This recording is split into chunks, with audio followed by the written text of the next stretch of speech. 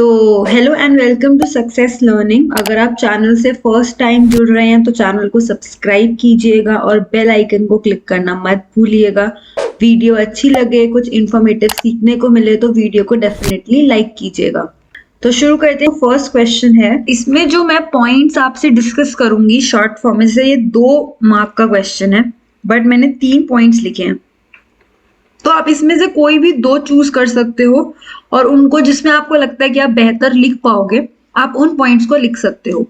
ठीक है, कहीं कहीं पे मैंने ऐसे 2 मार्कर में भी 3 पॉइंट्स दिए हैं, या आगे भी आप देखोगे कि मैंने ज्यादा पॉइंट्स एक्सप्लेन किए हैं जस्ट कि आप इसमें से चूज कर पाओ, आपको चॉइस देने के लिए। और जरूरी नहीं है कि यही सेट स्टोन है, आपको अगर लगता है कि आप कोई और बेटर ऑप्शन या फिर कोई और पॉइंट भी लिख सकते हो जो आप ज्यादा अच्छे से एक्सप्लेन कर पाओ तो आप वो भी चूज कर सकते हो।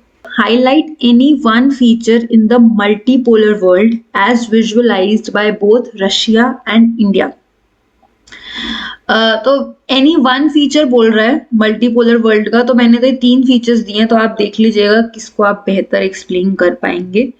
तो ये आंसर है features of multipolar world as visualise both in India and Russia. तो पहला पॉइंट जो मुझे लगता है कि वो है coexistence of several powers in international system to collective security and collective response. काफी सारी पावर्स जो इंटरनेशनल सिस्टम में हैं वो कलेक्टिव सिक्योरिटी और कलेक्टिवली रिस्पॉन्ड कर रही हैं। फर्स्ट फैक्टर ये है। Second feature, negotiated settlements of international conflicts and interdependent, यहाँ पे स्पेस आना था, interdependent foreign policy for all countries. तो नेगोशिएटेड सेटलमेंट्स इंटरनेशनली जो भी कॉन्फ्लिक्ट होती हैं उनके लिए, और इंडिपेंडेंट फॉरेन पॉलिसी हर कंट्री के लिए। Decisions through bodies like United nation, तो उनके थ्रू डिसीजन मेकिंग बॉडीज। तो ये मल्टीपोलर वर्ल्ड के ये कुछ फीचर्स हैं, इनमें से आप देख लीजिएगा आपको कौन सा बेटर एक्सप्लेन होता है, तो वो आप लिख सकते हैं। नेक्स्ट क्वेश्चन है, name countries included in South Asia and suggest one way to enhance peace and cooperation in that region. तो अगर हम साउथ एशिया की बात करें तो South Asia usually Bangladesh, Bhutan, अब ये 2 पॉइंट्स हैं तो ये 1+1 है। तो सबसे पहले आपको नेम बताना है उन कंट्रीज का जो इंक्लूडेड है साउथ एशिया में, जैसे मैंने यहाँ पे नाम लिखे हैं। और सेकंड में वो कह रहा है कि एक वे आपको बताना है जिनसे आप इन कंट्रीज में एनहांस कर सकते हो। तो मार्किंग स्कीम की ना नजर एक बार क्वेश्चन पेपर में मार लेना कि 1+1 है, तो बराबर मार्क्स है। ये नहीं कि आप कंट्रीज कम लिख दो और एक्सप्लेन करते हुए तो पूरा पेज ही भर डालो, तो ध्यान रखना। तो South Asia usually includes Bangladesh, Bhutan, India, Maldives, Nepal, Pakistan and Sri Lanka as well as Afghanistan. तो ये कुछ कंट्रीज हैं जो साउथ एशिया में इंक्लूड होती हैं। पीस एंड कोऑपरेशन इन जगहों पे इनहैंस की जा सकती है by SAARC and initiatives like SAFTA. इन पॉलिटिकल, सोशल और इकोनॉमिक स्फेयर्स में पीस मेंटेन करने के लिए इस तरीके की ऑर्गेनाइजेशंस के थ्रू हम इसमें पीस, शांति और हार्मनी इनहैंस कर सकते हैं। अगला क्वेश्चन है, highlight any 2 issues that dominate the politics of north east India. तो दोनों इश्यूज के 1+1 है। तो जो 2 इश्यूज जो हाईलाइट करते हैं, 2 issues that dominate politics of Northeast India are first, demands of autonomy, and second, movement of succession and opposition to outsiders. तो जो इश्यूज जो डोमिनेट करते हैं पॉलिटिक्स को वो है ऑटोनॉमी की डिमांड नॉर्थ ईस्ट इंडिया में जो होती है, और दूसरा सक्सेशन कि अब आगे का सक्सेशन जो होगा, और आउटसाइडर्स जो आते हैं उनकी तरफ एक ऑपोजिशन होता है। तो ये 2 पॉलिटिकल डोमिनेटेड इश्यूज हैं जब हम नॉर्थ ईस्ट इंडिया की बात करते हैं। इनको थोड़ा इलैबोरेट करके एक्सप्लेन कर देना, मैंने सिर्फ बुलेट पॉइंट्स दिए हैं। अगर कोई और पॉइंट आपको लगे बेहतर तो आप इनमें से वो भी चूज कर सकते हो इनकी जगह। नेक्स्ट क्वेश्चन है, while throwing some light on the Mandal issue, give one reason for anti-Mandal protests in India. 1+1 है। The first point है, the National Front government decided to implement जो भी मंडल कमीशन के रिकमेंडेशन थे 1990 में। द रिकमेंडेशन ये suggest कर रहा था कि जो 27% ऑफ जॉब्स हैं सेंटर गवर्नमेंट में वो रिजर्व की जाए for OBC, other backward classes के लिए। फर्स्ट ये है जिसके कारण एंटी मंडल प्रोटेस्ट इंडिया में शुरू हुआ।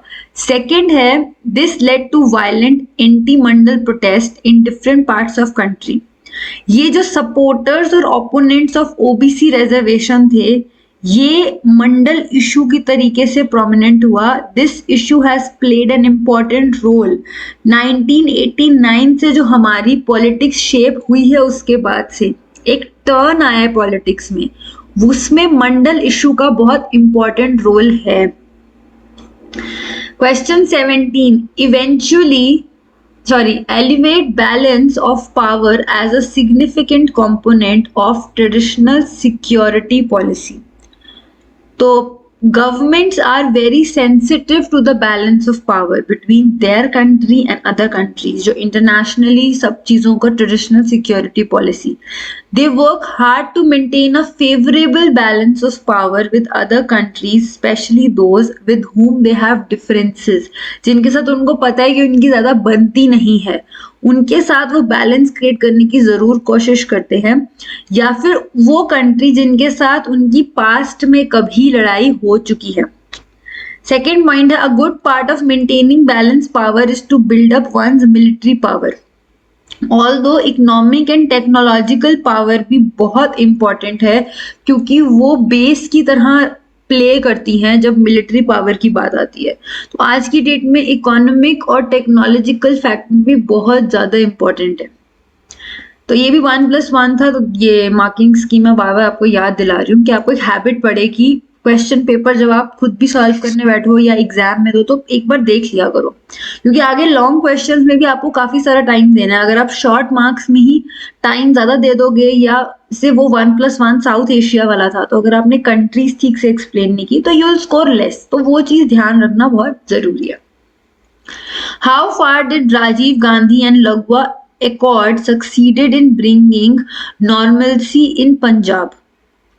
तो अगर हम राजीव गांधी, लॉन्गवॉल अकॉर्ड और पंजाब अकॉर्ड की बात करें, तो ये स्टेप था नॉर्मलसी पंजाब में पीस लाने का, बट पीस आया नहीं इतनी आसानी से, या फिर हम कहें कि जैसे ही ये चीज हुई और पीस इमीडिएटली नहीं आया, एंड एक साइलेंस ऑफ वायलेंस जो था, साइकिल ऑफ वायलेंस, वो कंटिन्यूड रहा नियरली 10 साल तक, डेकेड तक। सेंट्रल गवर्नमेंट ने प्रेसिडेंट्स रूल को इम्पोज करने की कोशिश की स्टेट में, और normal electoral and political process को सस्पेंड किया गया।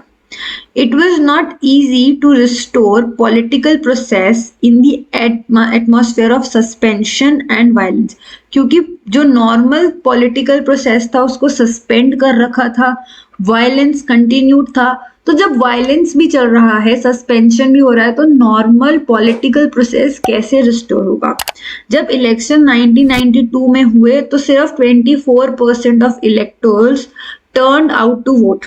Imagine, militancy was eventually eradicated by the security forces. तो जैसे जैसे मिलिट्री हटाई गई, पीस रिटर्न हुआ पंजाब में 1990s में। तो आगे बढ़ते हैं। क्वेश्चन 19 है, some of the most significant responses to the challenge of environmental degradation have come from environmental movements. इस स्टेटमेंट को जस्टिफाई करना है with special reference to movement against extraction from earth. जो अर्थ में से चीजें निकाली जाती हैं, जैसे मिनरल्स निकाले जाते हैं, खुदाई की जाती है, एक्सट्रैक्ट की जाती है चीजें, उनके रेफरेंस में आपको इस स्टेटमेंट को जस्टिफाई करना है। साथ ही साथ एंड अगेंस्ट मेगा डैम्स, जो डैम्स बनाए जाते हैं जिसके कारण ट्राइब, जो काफी सारे जो लोग हैं, लोकल लोगों की स्टेट या गवर्नमेंट्स के साथ एक लड़ाई रहती है, उन दोनों के रेफरेंस में आपको इस स्टेटमेंट को एक्सप्लेन करना है कि some of the most significant responses to the challenge of environmental degradation have come from environmental movement. जो सबसे ज्यादा सिग्निफिकेंट रिस्पॉन्स है जब लोग खड़े हो पाए हैं जो इन्वायरमेंटल डिग्रेडेशन के अगेंस्ट, वो इन्वायरमेंटल मूवमेंट से उभर कर आया है। तो अब ये 2+2 है, मतलब आपको 2 मार्क्स का एक्सट्रैक्शन ऑफ अर्थ और 2 मार्क्स का मेगा डैम्स के बारे में लिखना है, 2 पॉइंट्स इसके, 2 पॉइंट्स इसके। तो फर्स्ट है एक्सट्रैक्शन ऑफ अर्थ। पहला, द मिनरल इंडस्ट्रीज एक्सट्रैक्शन, जो अर्थ से वो मिनरल्स निकाल रहे हैं उनका यूज केमिकल्स में, and it's pollution of waterways, जो भी वाटरवेज का पॉल्यूशन है और लैंड का। ये तो मैंने बुलेट पॉइंट्स लिखे हैं, सिर्फ आप इनको डिटेल में एक्सप्लेन कर लेना। इट्स डिस्प्लेसमेंट ऑफ कम्युनिटी, जो कि मैंने आपको बताया कि वहां के लोगों को डिस्प्लेस किया जाता है दूसरी जगहों पे। ये सारे फैक्टर्स, केमिकल यूज, एक्सट्रैक्ट करना मिनरल्स को, पॉल्यूशन वाटरवेज और लैंडवेज से, ये और लोगों का डिस्प्लेस करना, ये कंटिन्यूअस इनवाइट करता है क्रिटिसिज्म काफी इंडिया के हिस्सों से और ग्लोब से भी। एक example of Philippines where vast network of groups and organisations ने मिलके फिलीपींस में वेस्टर्न माइनिंग कॉर्पोरेशन के अगेंस्ट ऑर्गेनाइजेशन ने मुहिम चलाई, and Australian based multinational company जो कि वहां पे माइनिंग कर रही थी उसको अपोज किया। उस कंपनी के ऑपोजिशन में अपनी कंट्री फिलीपींस में Australia is based on anti nuclear sentiments and advocacy on the basic rights of Australian indigenous peoples, ये इसमें स्पेस आएगा। तो वहां पे फिर फिलीपींस के लोगों ने इसके अगेंस्ट अपोज किया।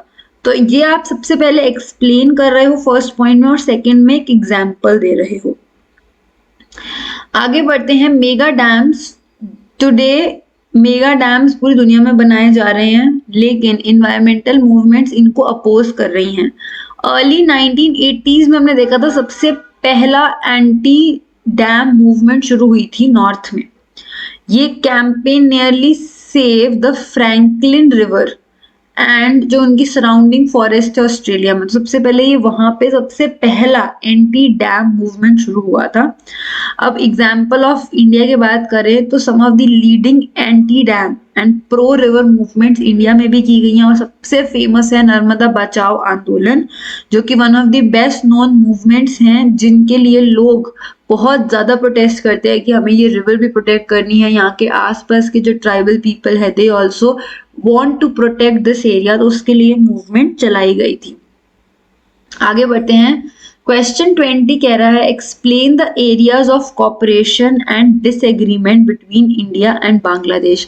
कौन से ऐसे एरियाज हैं जहाँ पे हम कॉपरेट करते हैं, उसके बारे में आप 2 पॉइंट्स लिखेंगे, एंड कौन से ऐसे एरियाज हैं जहाँ पे हम डिसएग्रीमेंट करते हैं, वहां पे आप 2 पॉइंट्स लिखेंगे। तो 2+2 है, ध्यान दीजिएगा मार्किंग स्कीम पे।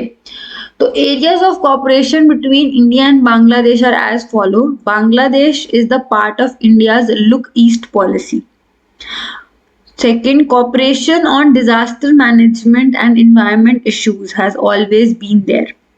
तो हमारा एक लुक ईस्ट पॉलिसी, इसको आप थोड़ा सा एक्सप्लेन कर देना। और सेकंड फैक्टर में आप disaster management and environmental issues जो भी होते हैं उसमें हम कॉपरेट करते हैं। Second point, economic relations have improved considerably. ये मतलब आप इसी को ही साथ में भी एक्सप्लेन करके ये 2 पॉइंट्स हो जाएंगे। जहां पे हम डिसएग्री करते हैं, ये मैंने 3 पॉइंट्स लिखे हैं, आपकी मर्जी है, इनमें से जो भी आपको ठीक लगे आप वो चूज कर सकते हैं। रिवर वाटर डिस्प्यूट, जो गंगा और ब्रह्मपुत्र रिवर वाटर है उसको लेके हमारे बीच में थोड़ी डिस्प्यूट है। India government is unhappy over the denial of illegal immigration by Bangladesh. जो ये इलीगल इमिग्रेंट्स आ रहे हैं इसको लेके इंडियन गवर्नमेंट काफी ज्यादा अनहैप्पी, क्योंकि हमारी कंट्री में ऑलरेडी एक लिमिटेड रिसोर्स है। अगर आप बाहर से इमिग्रेंट इलीगली इमिग्रेंट कर रहे हो, आप एक सिक्योरिटी पे भी क्वेश्चन उठता है, सब चीजें मैनेज करने पे, तो Indian government is not happy with that, and that I think that's fair also. Bangladesh support on anti Indian Islamic fundamentalist group is not appreciated by Indian government. जो वो सपोर्ट करता है इंडिया के अगेंस्ट एक्शंस को, वो भी बिल्कुल सही नहीं है और उसको सपोर्ट नहीं किया जाता। तो ये हमारे डिसएग्रीमेंट के फैक्टर्स हैं और एग्रीमेंट के फैक्टर ऊपर मेंशन थे। आगे बढ़ते हैं। क्वेश्चन 21 कह रहा है do you agree with the statement that foreign policy of independent India has persuaded the dream of peaceful world. जो आज की हमारी इंडिपेंडेंट आजाद भारत की जो फॉरेन पॉलिसी है, क्या वो पीसफुल वर्ल्ड जो हमने ड्रीम किया था, क्या उसकी तरफ हमें बढ़ा रही है? इसको 3 सपोर्ट सूटेबल आर्ग्यूमेंट्स के साथ सपोर्ट कीजिए। तो पहले तो आपको अपना ओपिनियन देना है और 3 आपको अपने हाँ या ना के सपोर्ट में करना है। तो मैं एग्री करती हूँ कि given statement arguments for the same are as follow. The foreign policy of independent India vigorously persuaded, जो हमारा ड्रीम था पीसफुल वर्ल्ड का, by advocating the policy of non alignment, जिसके कारण जो कोल्ड वॉर कन्फ्रंटेशन था वो थोड़ा कम हुआ और हमने ह्यूमन रिसोर्सेज को भी कंट्रीब्यूट किया है यूएन पीस कीपिंग ऑपरेशंस में। कोल्ड वॉर के टाइम पे the US, North Atlantic Treaty Organisation NATO और जो सोवियत वॉरसॉ पैक्ट, वो 2 तरफ से ये चीजें एग्जिस्ट हुई थी, लेकिन इंडिया ने नॉन अलाइनमेंट जो कि आइडियल फॉरेन पॉलिसी थी और balance did not appear perfect, तो वहां पे उन्होंने वो चूज किया। Next, India did not join either two campaigns, ना हमने यूएस का नाटो ना हमने Warsaw Pact. During cold war era India wanted to keep distance, जो मिलिट्री अलायंसेस थे यूएस के और सोवियत के, उन दोनों से हमने एक डिस्टेंस रखा। नेक्स्ट पॉइंट में से आप कोई भी चूज कर सकते हो पॉइंट्स, तो मैंने तो 4 दिए इसमें। इन 1956 ब्रिटेन अटैक्ड इजिप्ट, ये बेसिकली ऑफिशियल आंसर्स हैं, तो इनमें से आप अपनी मर्जी के अलावा इनमें से अगर आप कुछ चूज करोगे तो वो बेटर रहेगा। In 1956, Britain attacked Egypt over the Suez Canal issue. India ने वर्ल्ड प्रोटेस्ट, जो इंडिया ने अगेंस्ट नियो कॉलोनियल इन्वेजन, उसके अगेंस्ट वर्ल्ड प्रोटेस्ट किया और उसी साल यूएसएसआर ने भी हंगरी में इन्वेड किया, लेकिन तब इंडिया ने पब्लिक कमेंडेशन को नहीं ज्वाइन किया। Despite such a situation, by large India did take a independent stand on various international issues. तो हमने अपना इंडिपेंडेंट स्टैंड लिया यूएस या सोवियत के। ये वाला पॉइंट तो जरूर ही लिखना दोनों, कि हम दोनों में से किसी की तरफ नहीं गए। नेक्स्ट क्वेश्चन है, analyse 2 reasons for imposition of national emergency, जो जून 25, 1975 में, उसके 2 रीजंस आपको एक्सप्लेन करने हैं। तो Indira Gandhi's election to Lok Sabha was declared invalid by the Allahabad High Court, जो कि हम ऑलरेडी देख चुके हैं कि जगमोहन लाल सिन्हा उस वक्त के जज थे, उन्होंने जजमेंट दी थी कि जो इंदिरा गांधी के इलेक्शन हुए हैं लोकसभा के वो इनवैलिड है। इसका मतलब ये था कि वो लीगली अब एमपी नहीं थी, तभी इसका मतलब जब वो एमपी नहीं है तो वो प्राइम मिनिस्टर भी नहीं रह सकती हैं अनलेस वो दोबारा इलेक्ट होती एमपी, और उसमें विद इन 6 मंथ्स में उनको दोबारा इलेक्ट होना था। लेकिन जून 24 को सुप्रीम कोर्ट ने उनको पार्शियल स्टे, जो हाई कोर्ट में हुआ था, उस जो हाई कोर्ट ने डिसाइड किया कि उनका इनवैलिड है, उस पर पार्शियली स्टे दिया till the time her appeal was decided. तो अब वो एमपी नहीं रह सकती थी और वो प्रोसीडिंग्स में जो लोकसभा में डिस्कशंस चल रही थी वो उनका हिस्सा नहीं हो सकती थी, क्योंकि वो एमपी ही नहीं थी, प्राइम मिनिस्टर तो दूर की बात। तो opposition parties under Jayaprakash Narayan demanded Mrs Gandhi's resignation, और Jayaprakash Narayan asked army, police and government employees not to obey orders of government. He called total revolution and became a symbol of opposition to emergency. तो वो उस वक्त के ये 3 पॉइंट्स हैं, ये दोनों आप इकट्ठे भी कर सकते हो, एंड ये फैक्टर्स हैं जिनके कारण इमरजेंसी 25 जून 1975 में इम्पोज की गई। Next question is question 23। The Soviet Union, एक स्टेटमेंट है, द सोवियत यूनियन एक ग्रेट पावर बनी सेकेंड वर्ल्ड वॉर के बाद, लेकिन कुछ ही वक्त में within no time Soviet Union bureaucratic और अथॉरिटेरियन हो गई, जिसके कारण उसके सिटीजन्स की लाइफ बहुत मुश्किल हो गई। क्या आप इस स्टेटमेंट से एग्री करते हैं? अगर आर्ग्यूमेंट्स अपने जो हाँ या ना पे आपको आर्ग्यूमेंट करना है। तो सोवियत यूनियन जो है ये ग्रेट पावर थी सेकेंड वर्ल्ड वॉर के बाद, लेकिन वेरी सून वो ब्यूरोक्रेटिक और अथॉरिटेरियन हो गई। इस बात से मैं एग्री करती हूँ।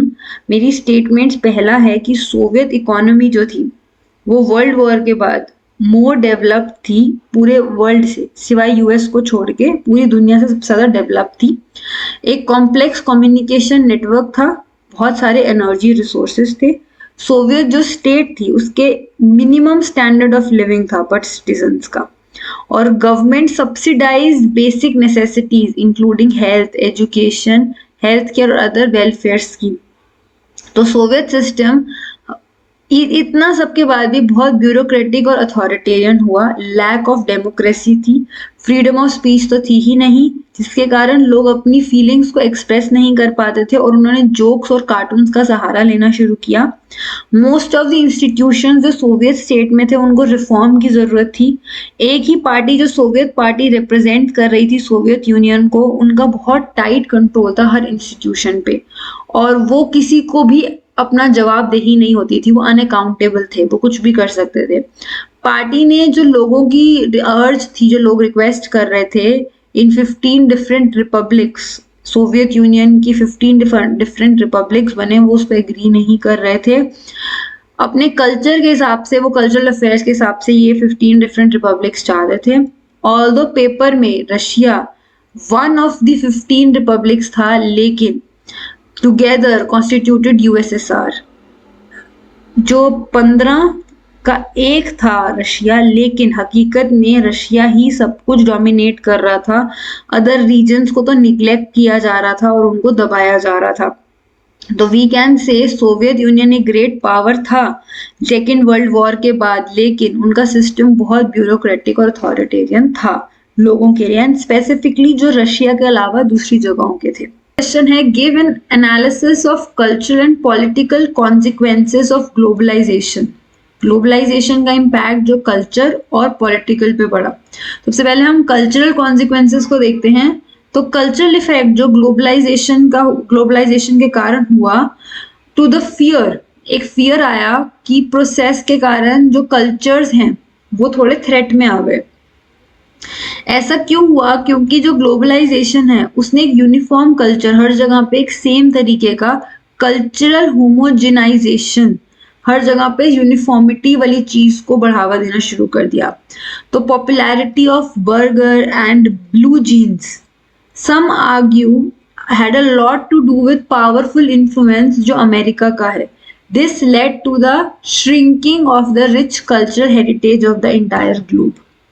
Sometimes external influence simply enlarge our choices and sometimes they modify our culture.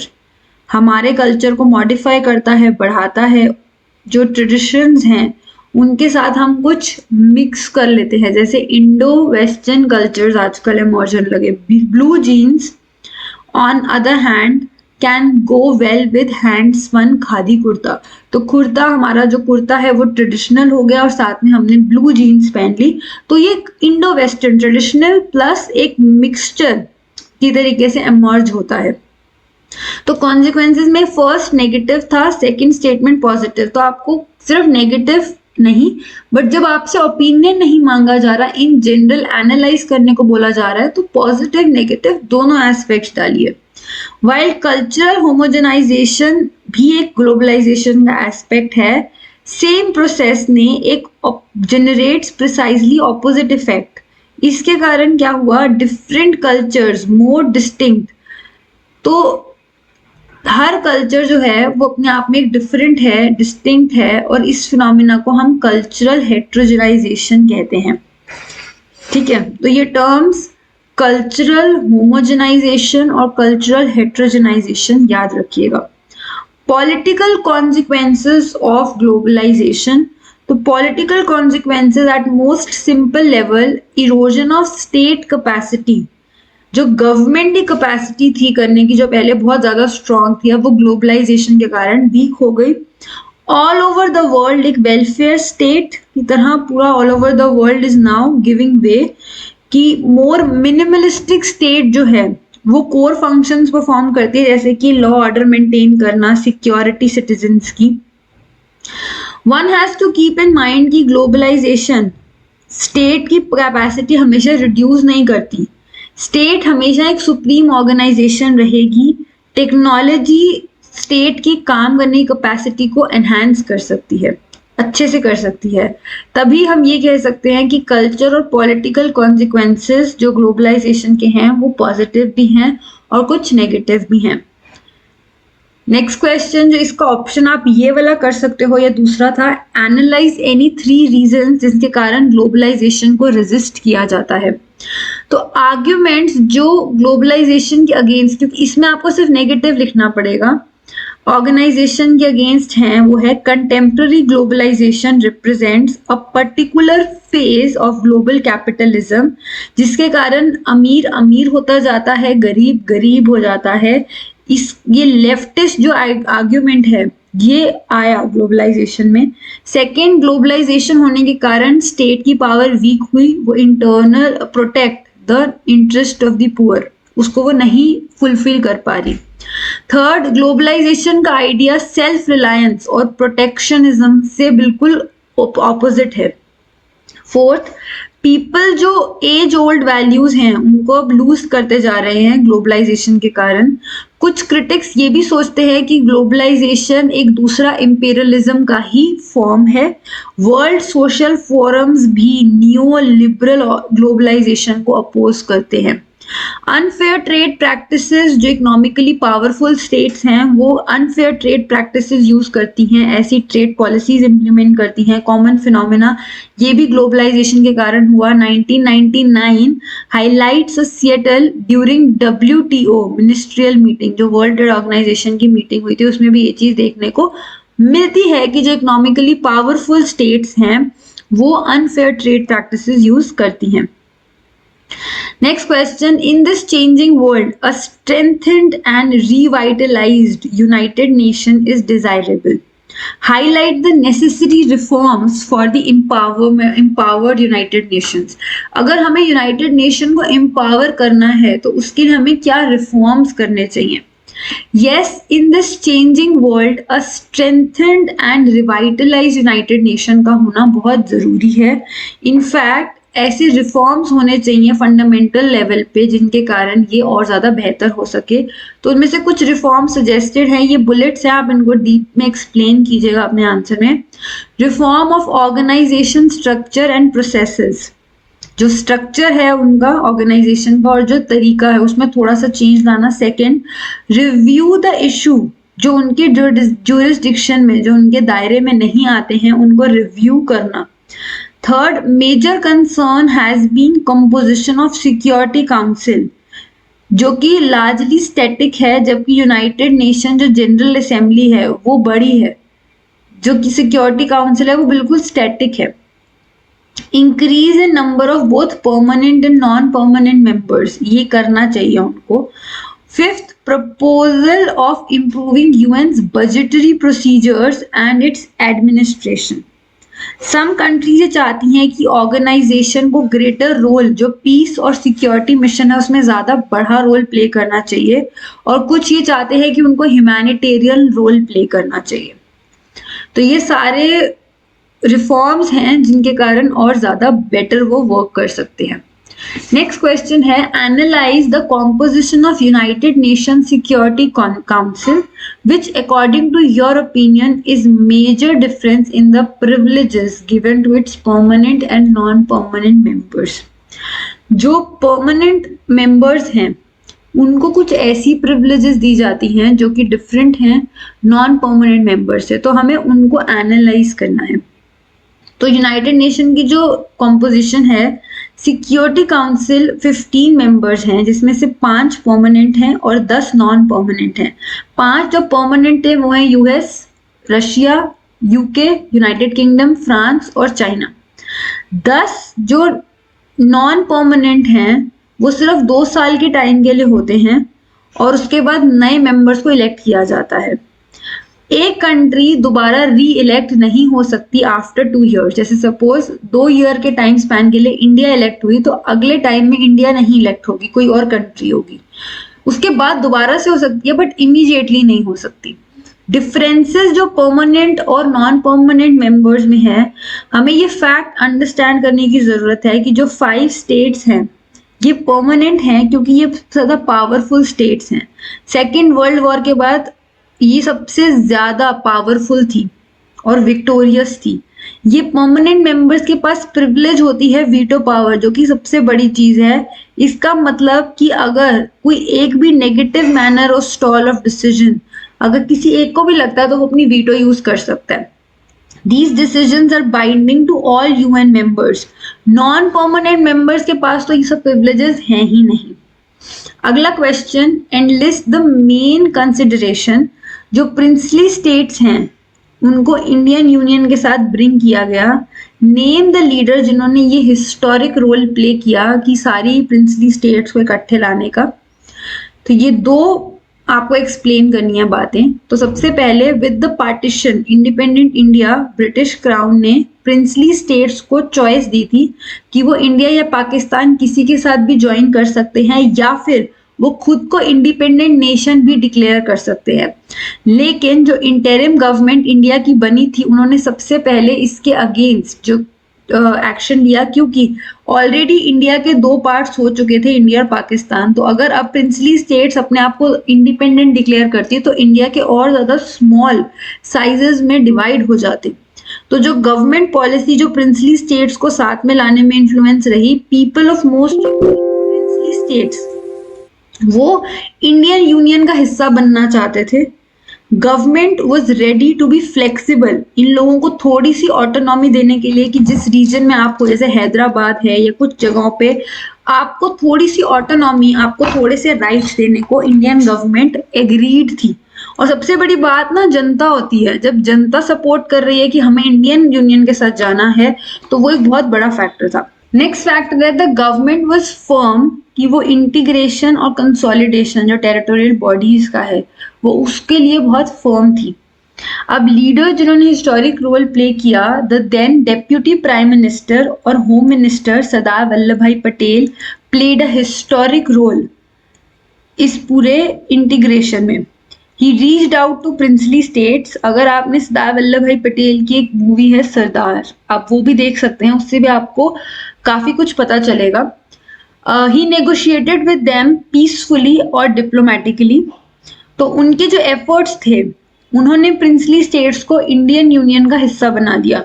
अब ये पॉइंट्स रेलेवेंट हैं बट आप कोई और पॉइंट भी ऐड कर सकते हो। अगला क्वेश्चन जो इसका ऑप्शन है, आप इसकी जगह ये आंसर लिख सकते हो। डिस्कस द 3 रीजंस कि स्टेट रीऑर्गेनाइजेशन कमीशन को इंडिपेंडेंस के बाद सेटअप किया गया। रीजन स्टेट रीऑर्गेनाइजेशन कमीशन को सेटअप करने का, आर नेशनल मूवमेंट ने ये प्रॉमिस किया था कि लिंग्विस्टिक प्रिंसिपल जो लैंग्वेज है उसके बेस पे स्टेट्स फॉर्म होंगी। इनफैक्ट जो नागपुर सेशन हुआ था कांग्रेस का 1920 में, the principle was recognised as a basis of reorganisation of Indian National Congress.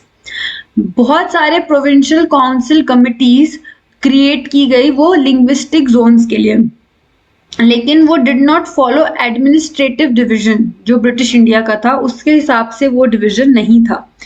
Things change independence और पार्टीशन के बाद हमारे लीडर्स को लगा कि हमें स्टेट्स को लैंग्वेज के बेस पे कार्व आउट करना चाहिए। Led to disruption and integration. तो सेंट्रल लीडरशिप ने पोस्टपोन किया इस रीऑर्गेनाइजेशन के मैटर को। The decision of national leadership was challenged by local leaders.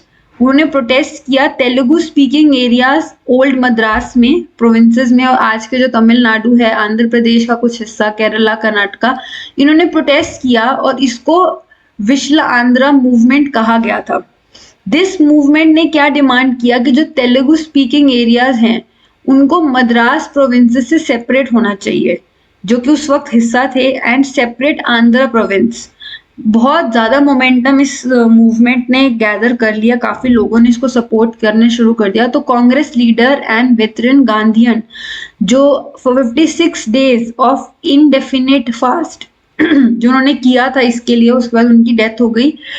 उसके कारण लोग सड़कों पे आ गए, बहुत वायलेंस होने लग गया और फाइनली प्राइम मिनिस्टर ने अनाउंस किया कि एक सेपरेट आंध्र स्टेट दिसंबर 1952 में फॉर्म करने का। Formation of Andhra spurred a struggle of making states linguistic lines.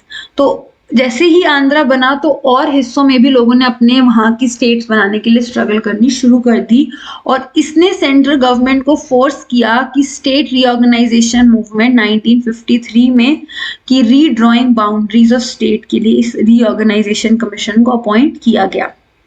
Next question है coalition government prove to be a boon for democracy in India. इस स्टेटमेंट को आप बताइए कि कैसे कोलिजन जो कोलाइड दो पार्टीज मिलकर गवर्नमेंट बनाती हैं वो कैसे एक बेनिफिशियल है। तो कोलिजन गवर्नमेंट्स इन इंडिया जब 1967 के इलेक्शंस हुए तो ऑपोजिशन पार्टी ने रियलाइज किया कि उनके वोट्स डिवाइड हो रहे हैं और उनके वोट्स डिवाइड होने के कारण ही कांग्रेस हमेशा पावर में आती है। इसके कारण एक एंटी कांग्रेस में सारे मिलके राइज हुए, नॉन कांग्रेसिज्म ये एक फैक्ट इमर्ज हुआ जिसने सारी ऑपोजिशन को कांग्रेस के अगेंस्ट लाके खड़ा किया। एज अ रिजल्ट एक कोलिजन गवर्नमेंट बनी जिसमें 8 स्टेट्स पंजाब, हरियाणा, यूपी, मध्य प्रदेश, बिहार और काफी अलग अलग स्टेट्स में ये कोलिजन गवर्नमेंट फॉर्म हुई। इलेक्शन हुए लोकसभा के 1971 में, स्टेट इलेक्शन 1972 में कांग्रेस विक्टोरियस रही, लेकिन अंडर मिसेस इंदिरा गांधी उनके पास कैपेसिटी नहीं थी। जो भी टेंशन और conflicts Congress system was known for कि कोई भी टेंशन को वो एब्जॉर्ब कर सकते हैं, वो अब नहीं हो रहा था। क्यों? क्योंकि कोलिजन आ गया। 1975 में जब इमरजेंसी आई तो उसने फिर से ऑपोजिशन को साथ में लाके खड़ा किया, जनता पार्टी फॉर्म हुई और वो 1977 में पावर में आई। लेकिन वो साथ नहीं रह सके क्योंकि उनकी लीडरशिप और कॉमन प्रोग्राम नहीं था। तो इसके कारण कांग्रेस फिर से 1980 और 1984 में पावर में आई और वो जीती। एंड एक ही लीडर जो उनकी अपील थी, जिसकी अपील के नाम पे वो पावर में आई, वो थी मिसेस इंदिरा गांधी। इन 1989 इलेक्शन हुए, कांग्रेस लार्जेस्ट पार्टी बनी, लेकिन फिर भी वो ऑपोजिशन में बैठी क्योंकि नेशनल फ्रंट गवर्नमेंट ने जनता दल के साथ अलायंस किया और कुछ रीजनल पार्टीज के साथ। तो सबसे बड़ी पार्टी उभर के आने के बाद भी वो ऑपोजिशन में बैठी और इसी कारण से जो ये 1989 के इलेक्शंस हैं, इसने कांग्रेस के जो डोमिनेशन जो ना जाने कितने सालों से चल रहा था उसको अंत किया और कोलिजन गवर्नमेंट की शुरुआत हुई। 1 या 2 parties never got most of the seats. कोई सिंगल पार्टी ने क्लियर मेजोरिटी सिक्योर नहीं की और इनिशियली जो era of collision of government है सेंटर में, वो एक क्रूशियल रोल प्ले करने लगा। 3 मेजर डेवलपमेंट्स इसने 1980s में long lasting impact of political India को एंड किया। द मेन डेवलपमेंट जो 1980s तक एंड में हुई वो थी the end of Congress system. The main development जो डोमिनेंस ऑफ लगभग पिछले 20 साल से कांग्रेस का था वो 1989 में एंड हुआ। तो द पार्टी 1991 में दोबारा आई जब इंदिरा गांधी की डेथ हुई एंड राजीव गांधी असैसिनेशन, पर उसके बाद तो पॉलिटिकल बिल्कुल डोमिनेशन खत्म हो गया था जब राजीव गांधी की डेथ हुई। तो Mandal issue, the issue started in national front government. इन्होंने ये रेकमेंड किया कि 1990 में रिजर्वेशन ऑफ 27% जो सेंट्रल गवर्नमेंट में जो भी जॉब्स हैं उसमें 27% रिजर्वेशन ओबीसी को। इसने बहुत गुस्सा और एंगर लोगों के अंदर स्प्रेड किया पॉलिटिक्स में, जिसके कारण 1989 में नॉन कांग्रेसिज्म शुरू हुआ। नए economic reforms, these were announced as a structural adjustment programme. ये राजीव गांधी ने इनिशिएट किए, लेकिन मोर विजिबली नरसिम्हा राव ने जब 1991 में अपना टेन्योर किया तब उन्होंने इसको इनिशिएट किया और कंट्री की इकोनॉमी को वर्ल्ड इकोनॉमी के लिए फॉरेन रिजर्व्स के लिए उन्होंने वहाँ पे अपने फॉरेन रिजर्व, क्योंकि हमारे इम्प्रूव करने थे तो इसलिए उन्होंने अपने गेट्स को ओपन किया। और राजीव गांधी का असैसिनेशन हुआ इलेक्शन के टाइम पे, तो एक पावरफुल लीडरशिप जो एग्जिस्ट करनी चाहिए थी वो नहीं एग्जिस्ट कर रही थी। जब वो तमिलनाडु में एक रैली देने गए इलेक्शन में 1991 में, तो कांग्रेस लार्जेस्ट पार्टी बनी। आफ्टर दिस नरसिम्हा राव को प्राइम मिनिस्टर के तौर से अपॉइंट किया गया एंड फिर धीरे धीरे हम देखते हैं कि कोई एक सिंगल पार्टी पावर में नहीं आई। उसके बाद जो कोलिजन गवर्नमेंट है उसका सिस्टम शुरू हो गया। मैंने इसको पूरे डिटेल में डिस्कस करने की कोशिश की है, लॉन्ग क्वेश्चन, शॉर्ट क्वेश्चंस। अगर आपको कोई भी डाउट हो तो आप मुझसे कमेंट बॉक्स में पूछ सकते हैं। वीडियो अच्छी लगे, कुछ इन्फॉर्मेटिव सीखने को मिला तो वीडियो को डेफिनेटली लाइक कीजिएगा। चैनल से फर्स्ट टाइम जुड़ रहे हैं तो चैनल को सब्सक्राइब करके बेल आइकन को जरूर क्लिक कर लीजिएगा। इसकी पीडीएफ आप टेलीग्राम चैनल से डाउनलोड कर सकते हैं और कोई भी डाउट हो तो आप मुझसे कमेंट बॉक्स में पूछ सकते हैं। ऑफिशियल वेबसाइट के आंसर्स को ही मैंने यहाँ पे डिस्कस किया है, तो अगर आपको लगे कि आपको कुछ रिवीजन की ज़रूरत है तो आप एक बार रिवाइज करके उसके बाद दोबारा इसको सॉल्व करने की कोशिश कीजिएगा। तो मिलती हूँ मैं अगली वीडियो में, तब तक के लिए keep learning and keep growing.